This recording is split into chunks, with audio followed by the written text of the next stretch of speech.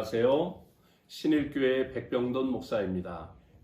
오늘은 열왕기하 8장 16절로 24절 말씀을 본문으로 왕들의 실패라고 하는 제목으로 함께 은혜를 나누려고 합니다.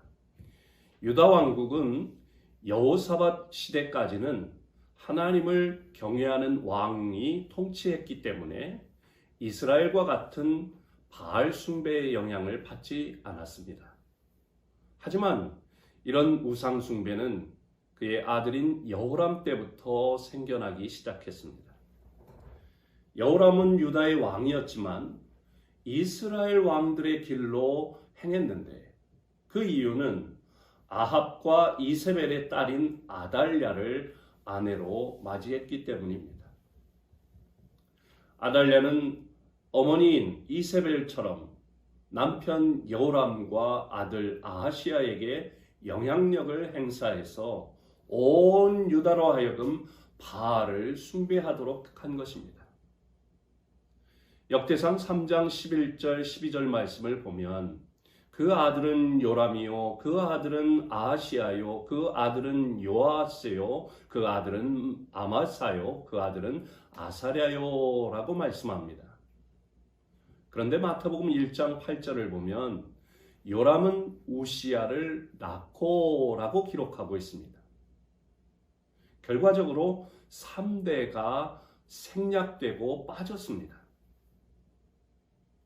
족보에서 3대가 빠진 이유는 요람이 이세벨의 딸인 아달랴와 행한 그 악한 결혼 때문인 것입니다. 이 여인은 요람에게 우상 숭배와 우상들과 하나 되는 것을 가르침으로 그들의 가족을 타락시켰고 온 이스라엘 백성들을 영적으로 부패시켰습니다. 그러므로 출애굽기 20장 5절의 말씀 따라서 요람의 자손 3대는 예수님의 족보에서 끊어졌습니다. 여호람 왕이 여호와 보시기에 악을 행한 이유는 아달랴와 결혼한 이유가 큰 것입니다. 유다 왕 여호람의 죄를 통해서 우리에게 주는 교훈은 하나님의 자녀들은 세상과 세상 사람들, 세상에 속한 것들로부터 구별되어야 한다는 것입니다. 우리는 세상 사람들과 만나고 같이 일할 수 있습니다.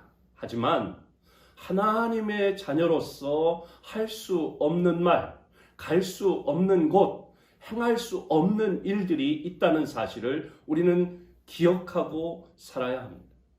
왜냐하면 우리를 거듭나게 하시고 그분의 자녀가 되게 하신 분은 거룩하신 하나님이십니다. 우리는 하나님의 영원한 목적을 위해 부름을 받았기 때문입니다. 잘못된 결혼이 그들이 실패한 가장 큰 원인이었습니다. 오늘 나는 지금 나 자신이나 우리의 자녀 손들의 결혼 문제에 관해서 하나님의 뜻을 분명히 따르고 있는가? 나는 지금 믿지 않는 사람들과 함께 일하거나 교제하면서 그들의 영향력을 받고 있지는 않은가?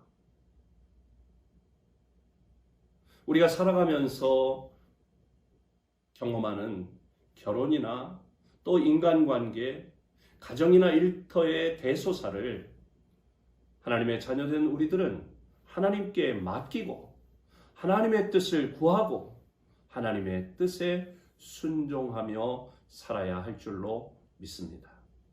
오늘 하루도 하나님의 뜻을 구하고 하나님의 뜻을 깨달은 대로 살아가는 복된 성도들이 되시기를 주님의 이름으로 축복합니다.